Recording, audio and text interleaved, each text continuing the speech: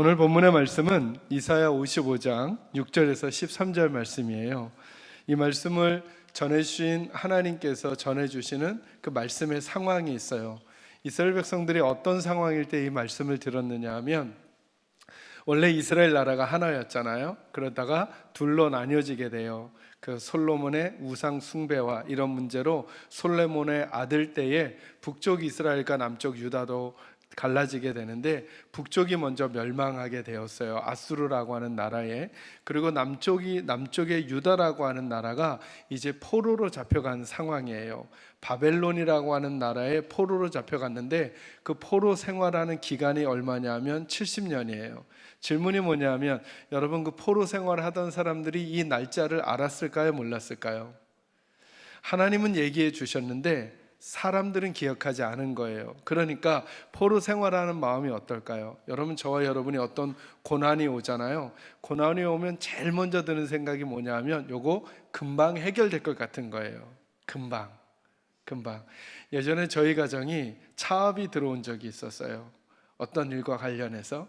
그래서 제가 그때 신학교 1학년이었거든요. 그때 기도했어요. 이거 기도하면 하나님의 백성의 가정에, 또 하나님의 종의 길을 간다고 했던 저희 가정에 이 문제 한 달이면 해결해 주실 것 같다라는 생각이 들었어요. 웬걸요? 한 달 지나, 6개월 지나, 1년 지나, 2년이 지나도 그 문제 해결되지 않더라고요. 그러면서 제가 신학교 시절을 보냈는데요. 그러면서 별의별 마음의 풍랑을 많이 겪었어요. 하나님 나 사랑하시나 안 사랑하시나, 나 하나님의 길을 가야 되나 말아야 되나, 신학교를 그만둘까 계속 갈까, 별의별 생각을 많이 하게 되더라고요. 여러분들도 아마 비슷한 생각을 하셨을 거예요. 어떤 질병의 문제가 오거나 물질의 문제가 오는 어떤 위기가 오면, 그래 내가 이 문제 기도하면 금방 해결될 거야 싶다가 해결이 안 됐을 때 마음에 풍랑이 있는 경험들 많이 해보셨을 거예요. 그런데 이스라엘 백성들은, 유다 백성들은 포로로 잡혀가는데 몇 년을요? 70년이에요. 70년. 아마 그들은 포로로 잡혀가면서도 이런 생각했을 거예요. 우리는 택한 족속이고 하나님의 백성인데, 그래 우리가 하나님 앞에 범죄해서 이렇게 고난당할 수 있지만, 분명히 하나님이 곧 우리를 다시 예루살렘으로, 이 성전이 있는 곳으로, 이 이스라엘로 우리를 다 이끌어 주실 거야 라고 아마 끌려가면서도 생각했을지 몰라요. 근데 1년이 지나도 아무 변화가 없어요. 2년이 지나도 아무 변화가 없어요. 10년이 지나도, 20년이 지나도, 30년이 지나도 하나님은 아무런 일도 행하시는 것 같지 아니하고 아무런 변화가 없는 것 같은 그 시기의 사람들에게 지금 하나님이 이 말씀을 전해주고 계신다는 거예요. 이 이야기 더 진행하기 전에, 저와 여러분의 삶의 위기 가운데 저는 우리들에게 하나님의 말씀이 들려와야 한다는 사실을 여러분들이 꼭 기억하셨으면 좋겠어요. 하나님의 백성들을 이끄시는 하나님의 방법이 뭐냐 하면, 그 바벨론에서 포로 생활하고 있는 그들에게 하나님의 말씀을 전해주는 거예요. 위기 가운데 문제가 해결되고 안 되고를 떠나 먼저 뭐부터 보내시느냐 하면, 하나님의 말씀을 하나님의 선지자를 통해 알려주시는 거예요. 하나님의 선지자를 통해 하나님의 말씀이 들려지는 것이 위기를 당한 하나님의 백성이 그 위기 가운데 일어나는 첫 발걸음이 될 수 있다는 거예요. 그러니 여러분들은 요즘 어떤 위기를 당하고 계십니까? 그렇다면 저는 여러분에게도 그것을 벗어나는 첫 번째 걸음으로 여러분에게 하나님의 말씀이 들려지는 복이 꼭 있기를 주의 이름으로 축원합니다. 하나님의 사람, 목회자이든 아니면 믿음의 선배이든 믿음의 동료이든 누구든지, 아니면 여러분 스스로 성경책을 펴고 읽을 때 여러분에게 하나님의 말씀이 들려오는 일들이 있어야 돼요. 거기가 변화의 시작점이고 거기가 출발선이 될 수 있다는 사실입니다. 오늘 하나님께서 유다 백성들에게 이 말씀을 전해주는 거예요. 근데 뭐라고 말씀을 전해주시느냐 하면, 이렇게 말씀을 전하는 거예요. 오늘 키워드가 되는 말씀은 6절과 7절입니다. 같이 한번 읽어볼까요? 읽습니다. 시작. 너희는 여호와를 만날 만한 때에 찾으라. 가까이 계실 때에 그를 부르라. 악인은 그의 길을, 불의한 자는 그의 생각을 버리고 여호와께로 돌아오라. 그리하면 그가 긍휼히 여기시리라. 우리 하나님께로 돌아오라. 그가 너그럽게 용서하시리라. 뭐라고 말씀하시느냐 하면, 이스라엘 백성들이 유다에서 포로 생활을 하고 있는데 하나님께로 돌아오라는 거예요. 그리고 지금이야말로 하나님께로 돌아올 때라고 말씀하는 거예요. 여러분도 혹시 이런 생각 한번 해보시겠습니까?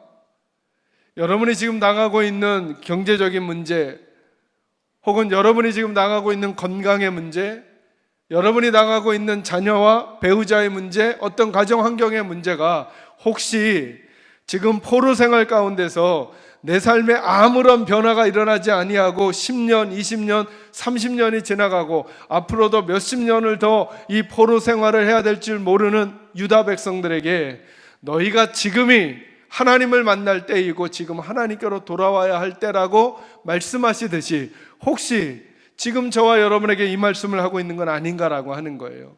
우리는 지금 다른 것에 마음이 많이 빼앗겨져 있는 이 시간에 지금이 하나님께로 돌아올 때라고 말씀하시고 하나님을 부르고 하나님을 만날 때라고 도리어 지금 이 시간이 이렇게 말씀하시는 하나님의 음성에 한번 귀를 기울여 보시지 않겠습니까? 이렇게 말씀하시면서 8절에서 11절 말씀은 왜 그렇게 해야만 하는지에 대해서 격려하시고 설득하시는 부연 설명이에요. 6절과 7절이 키워드가 되는 말씀, 그리고 8절부터 11절을 그 말씀을 북돋아 주기 위해서 이러니까 꼭 너희는 하나님을 부르고 하나님을 찾고 하나님께로 돌아와야 한다는 거예요. 오늘 이 말씀을 통해 저와 여러분이 하나님 앞에서 가져야 될 세 가지 말씀을 좀 전해드리고 싶습니다. 한번 따라하겠습니다. 상황을 보지 말고 믿음을 바라보자.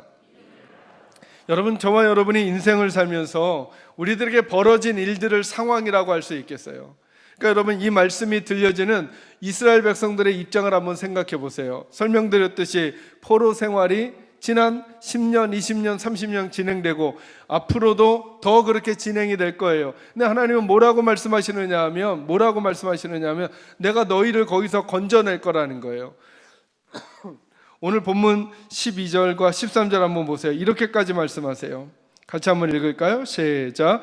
너희는 기쁨으로 나아가며 평안히 인도함을 받을 것이요 산들과 언덕들이 너희 앞에서 노래를 말하고 들의 모든 나무가 손뼉을 칠 것이며 잣나무는 가시나무를 대신하며 화석류는 찔레를 대신하여 날 것이라. 이것이 여호와의 기념이 되며 영영한 표징이 되어 끊어지지 아니하리라. 아멘. 하나님이 뭐라고 약속하시냐면 이 정도로 내가 너희를 회복할 거라는 거예요. 너희는 기쁨으로 나아가며 지금 뭐 하고 있는데요?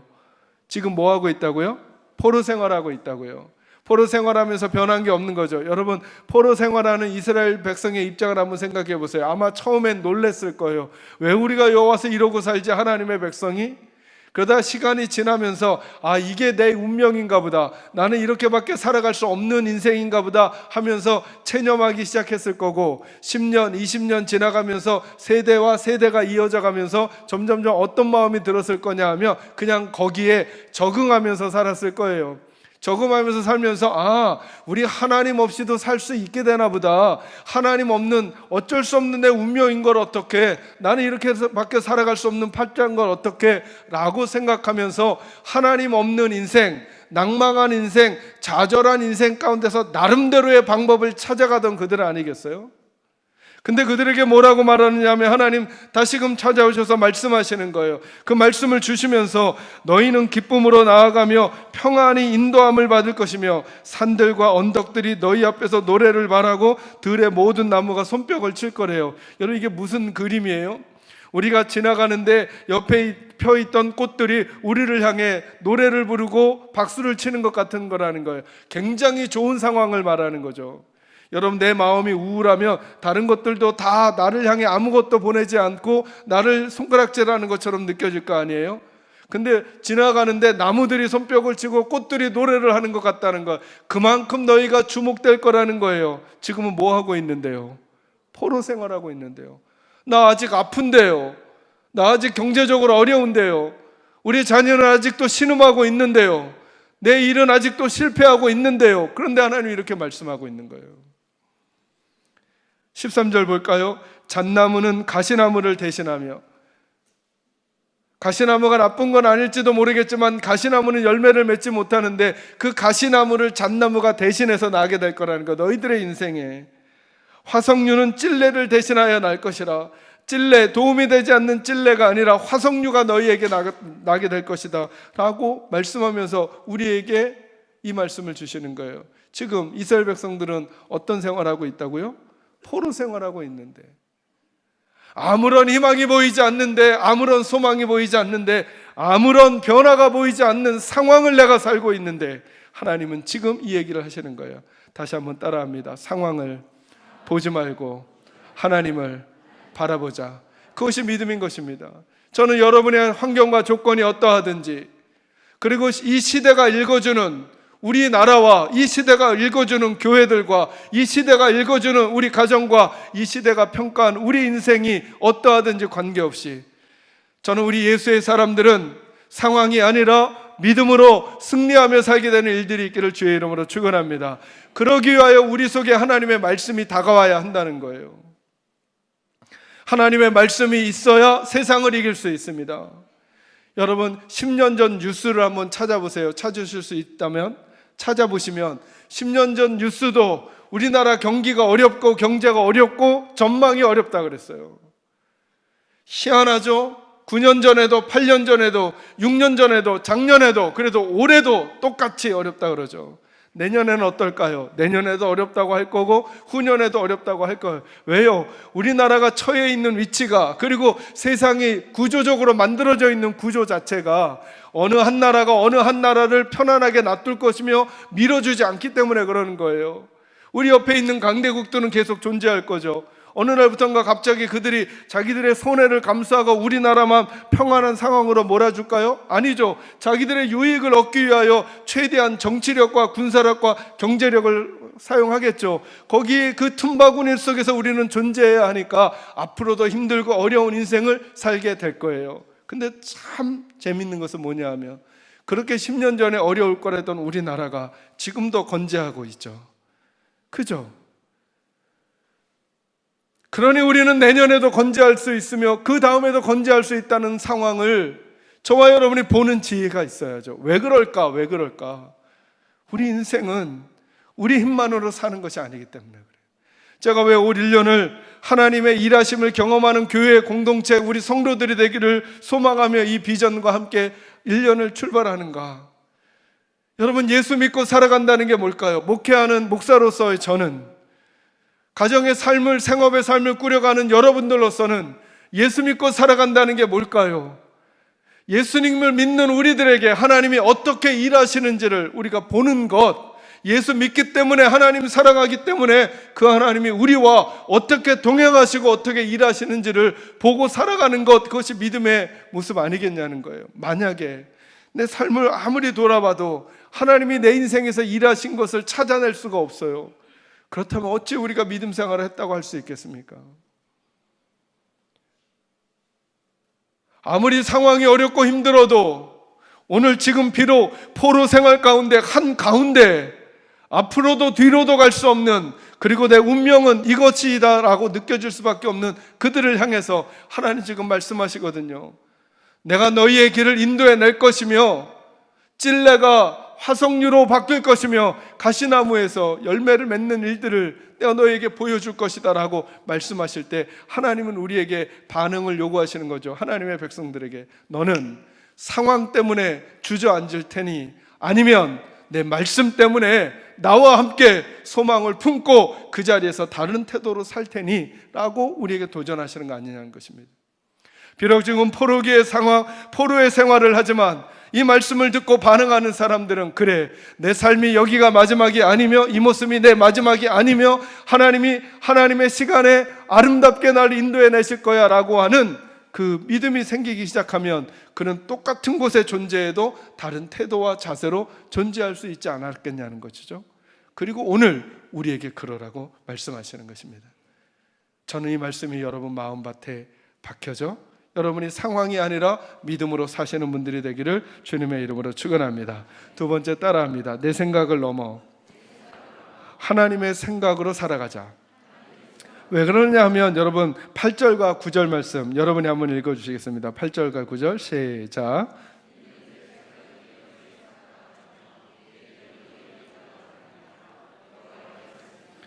이는 하늘이 땅보다 높음 같이 내 길은 너희의 길보다 높으며 내 생각은 너희의 생각보다 높음이니라. 아멘. 여러분 8절 말씀 요약하면 어떻게 되죠? 우리의 생각과 하나님의 생각은 뭐하다? 다르다. 그게 8절 말씀. 9절은요.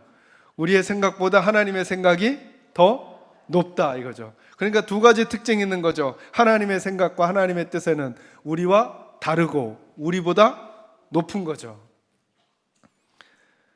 하나님이 포로의 삶을 살아가는, 문제의 삶을 살아가는, 위기 가운데 살아가는, 아무 변화가 없는 것 같고 살아도 삶에 희망이 보이지 않는 것처럼 느껴지는 그 백성들에게 지금 이렇게 말하고 있는 거예요. 너희의 생각과 내 생각은 다르다는 거예요.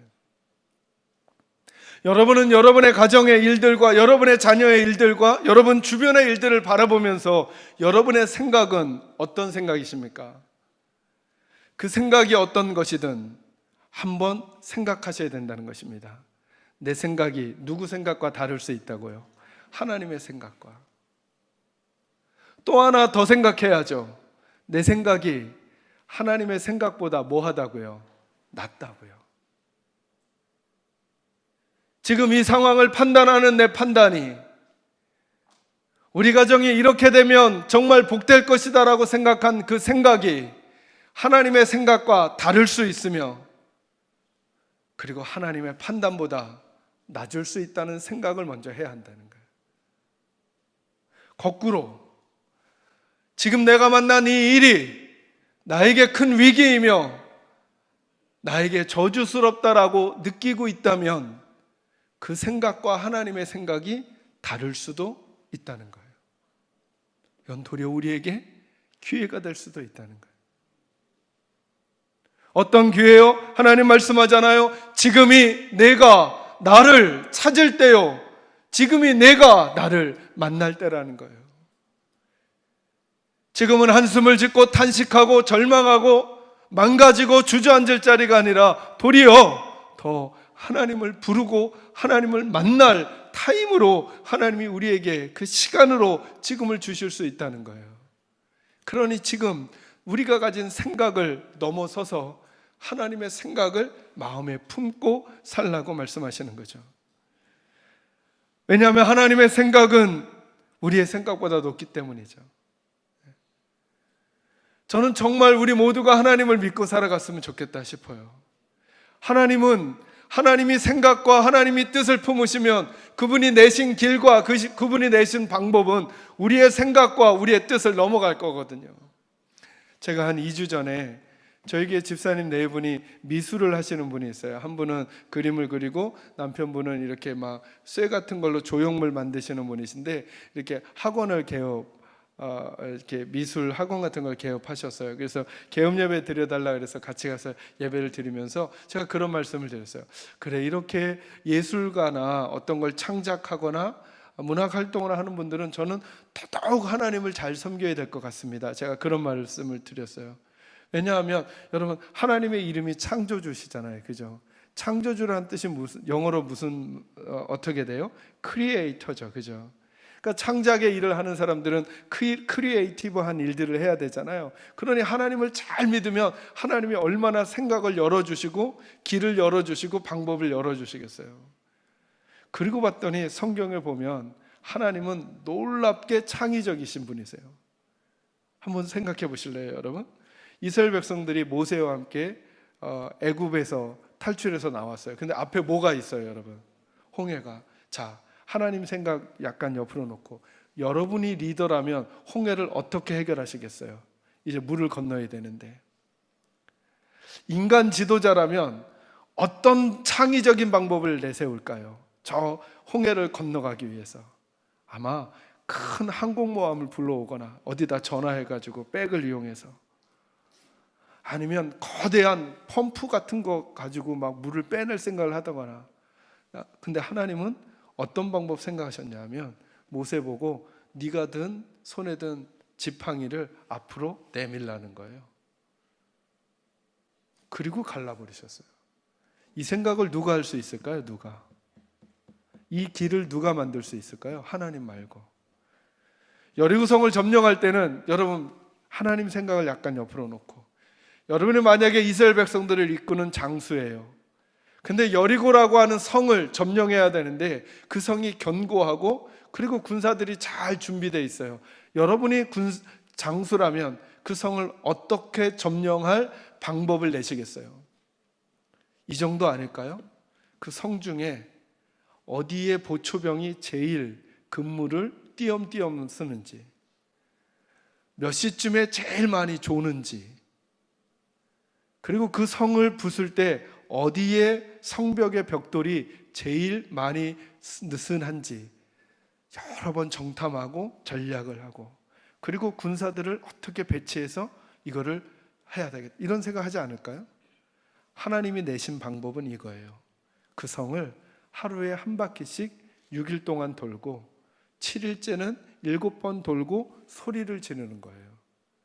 어떻게 이런 방법을 내실 수 있을까요? 하나님이 아니라면.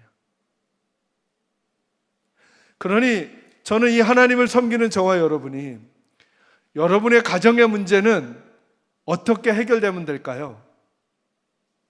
라고 여쭐 때 우리 각자가 이런 생각하잖아요. 하나님, 요런 식으로요, 요런 식으로, 요렇게, 요때, 요 방법으로요 라고 하는 그 방법 말고 전적으로 하나님께 맡겨보는 거죠. 전적으로. 하나님, 길이 안 보이는데요? 우리에겐 길이 안 보여요. 그러나 하나님께는 길이 있어요. 우리에게는 방법이 안 보여요. 그러나 하나님께는 방법이 있어요. 그러니 여러분, 우리는 하나님의 그 방법에 집중할 게 아니라 그 방법과 길을 내실 누구에게 집중할까요? 하나님께만 집중하는 거죠. 그러니 기도를 멈출 이유가 없는 거예요. 목사님, 길이 막혔는데요? 목사님, 방법이 없는데요? 아니죠. 하나님이 그 방법이 되시는 거죠. 하나님 말씀하시잖아요. 내 생각은 너희의 생각과 다르고 내 방법은 너희의 방법과 다르다죠. 그러니 하나님의 방법과 하나님의 생각 가운데 우리 자녀를 맡겨드리고 우리 가정을 맡기고 우리 인생을 한번 맡기는 거죠. 그래서 기도는 오늘도 유효한 것입니다. 여러분, 기도할 방법을 모르시면 그냥 기도하시면 돼요. 하나님께 도와달라고. 모세는 하나님께, 하나님, 홍해를 제가 손을 내밀 테니까 홍해를 갈라주십시오, 이렇게 기도하지 않은 거죠. 어찌합니까 하나님 할 때 하나님이 알려주신 방법이, 네 손을 내밀라 내가 열마, 너희들은 성을 돌라 내가 허물마 말씀하셨죠. 저와 여러분도 하나님 어찌합니까? 하나님 도와주십시오. 이것이야말로 가장 아름다운 기도가 되어 우리에게 응답하시는 하나님의 통로가 될 것을 믿으시기를 바랍니다. 우리의 생각을 넘어서 하나님의 생각을 마음에 품고 살아가는 저와 여러분이 되시기를 주님의 이름으로 축원합니다. 마지막 세 번째, 하나님 없는 인생이 아닌, 따라합니다. 하나님 없는 인생이 아닌 하나님이 함께하는 인생을 살자. 여러분, 여기에 보면 하나님께서 이런 말씀까지 주십니다. 10절과 11절 같이 한번 읽어볼까요? 읽습니다. 시작. 이는 비와 눈이 하늘로부터 내려서 그리로 되돌아가지 아니하고 땅을 적셔서 소출이 나게 하며 싹이 나게 하여 파종하는 자에게는 종자를 주며 먹는 자에게는 양식을 줌과 같이 내 입에서 나가는 말도 이와 같이 헛되이 내게로 되돌아오지 아니하고 나의 기뻐하는 뜻을 이루며 내가 보낸 일의 형통함이니라. 아멘. 그러니까 어떻게 하라는 걸까요? 그러니까 여러분, 10절 말씀이 이런 말씀이죠. 하늘에서 비와 눈이 내린대요. 내려서는 어찌하지 않는다고요? 헛되이 돌아가지 않고 무슨 일인가를 분명히 일으킬 거래요. 비와 눈은 잘 생각해 보니까 일을 일으켜요. 비와 눈이 내려선 어디를 적셔요? 땅을 적시고 땅 속에 있는 씨앗들을 움트게 해서 싹이 나게 하고 자라나게 해서 열매를 맺게 해서 뿌린 이에게 종자와 먹는 이에게 먹을 것을 준다는 거예요. 뭐가요? 비와 눈이. 11절 말씀은 이거죠. 그렇듯이 하나님의 입에서 나가는 말씀도 절대로 어찌하지 않을 거라고요. 헛되이 돌아오지 않을 거라고요. 뭐같이? 비와 눈이 그런 일을 하듯이 하나님의 입에서 나가는 말씀도 한번 하나님의 입에서 나가면 분명히 저와 여러분의 인생 가운데, 우리의 마음 가운데 열매를 맺고 종자를 내고 그리고서야 돌아올 거라는 거예요. 그러니 뭐 하라는 거예요? 그러니 하나님의 말씀을 마음에 품고 살라는 거예요. 그러니 하나님의 말씀을 마음에 품고 살라는 거죠. 근데 그 하나님의 말씀이 오늘 우리에게 주시는 음성이 뭐냐면 6절과 7절이라는 거예요. 너희는 누구를, 여호와를 만남만 할 때에 찾으라. 가까이 계실 때에 그를 부르라.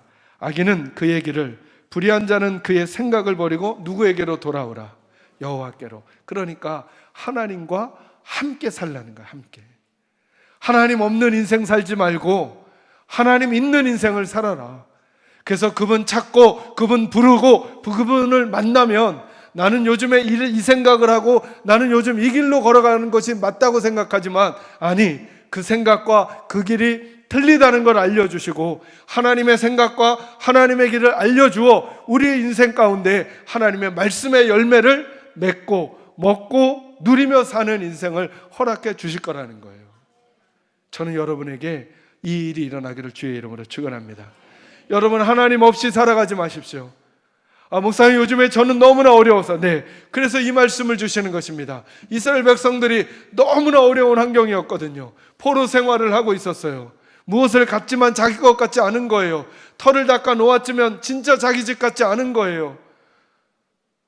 그래서 내 인생은 이렇게밖에 안 되나 싶은 그 시점에 하나님이 이 말씀 이스라엘 백성들에게 주셔서 하나님과 함께 살아가는 인생을 살라고 하는 거예요.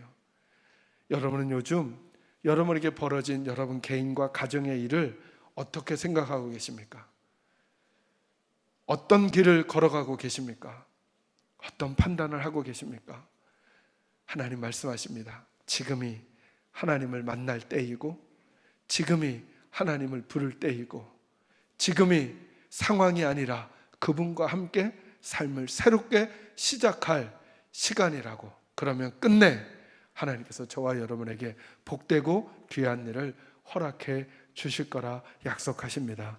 이 약속을 믿으시고 어떤 삶의 자리에 있든지 다시 하나님을 부르고 하나님을 만나고 그분이 주시는 말씀의 능력으로 승리하며 살아가는 저와 여러분이 모두 다 되시기를 주님의 이름으로 축원합니다. 기도하겠습니다.